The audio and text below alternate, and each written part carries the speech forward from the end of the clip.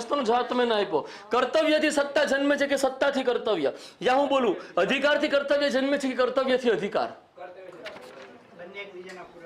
બંને, એ વાત સાચી. પરંતુ જન્મદાતા પહેલું કોણ? પહેલે મુર્ગી યા પહેલા અંડા?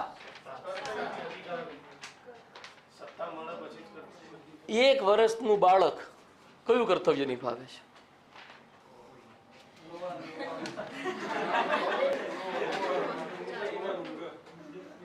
આપણે રડતા નતા ને તોય માં તૈયાર રહેતી બેટા આપણા માટે. ભાઈ હું સાચું બોલ્યો? હવે અહીંથી શીખો, કર્તવ્યથી અધિકાર જન્મે છે અમુક નિશ્ચિત પરિસ્થિતિઓમાં, અને અમુક નિશ્ચિત પરિસ્થિતિઓમાં અધિકારથી કર્તવ્ય જન્મે છે.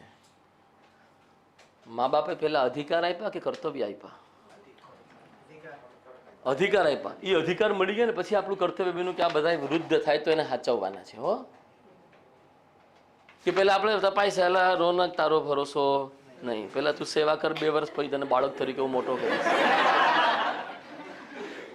એવું થયું છે બેન, એવું થયું જિંદગીમાં. મા બાપે એવું આપણે કર્યું. જો પરસ્પર પૂરક છે એ વાતનો તો એકદમ એક્સેપ્ટ છે, બટ એક અભિગમ કે ઘણા લોકો એવું માને, જે કર્તવ્યવાદી હોય ને એ લોકો એવું માને કે કર્તવ્યથી અધિકાર જન્મે છે. જે અધિકારવાદી હોય ને એવું માને કે અધિકારથી કર્તવ્ય જન્મે છે. અધિકાર મળ્યા છે એટલે કર્તવ્ય પાલન કરવું.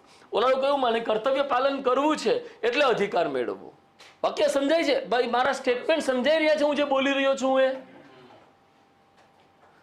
આપણે એવું માનવું છે કે માનવ જીવનની જુદી જુદી અવસ્થાઓમાં ક્યારેક કર્તવ્યથી અધિકાર જન્મે છે અને ક્યારેક અધિકારથી કર્તવ્ય જન્મે છે.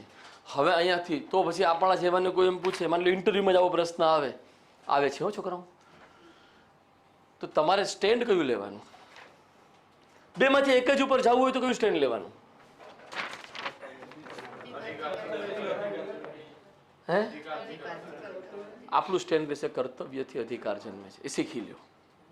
કેમ? તમે યુવાવસ્થામાં છો, બાલ્યાવસ્થામાં તો તમારી અવસ્થા, મેં કીધું નિશ્ચિત અવસ્થા ઉપર નિર્ભર કરે છે. તો તમે બાલ્યાવસ્થામાં હતા, જેમ કે યશે કીધું તો મા બાપની ભૂમિકા છે એ તું, ત્યારે મેં તારી સામે જે આર્ગ્યુમેન્ટ મૂકી કઈ મૂકી બેટા કે તું 18 વર્ષ તે ક્રોસ કરી ચૂક્યો છે. જો ના હોત ને 12 વર્ષ ન હોત ને તો હું તારી વાતને સ્વીકાર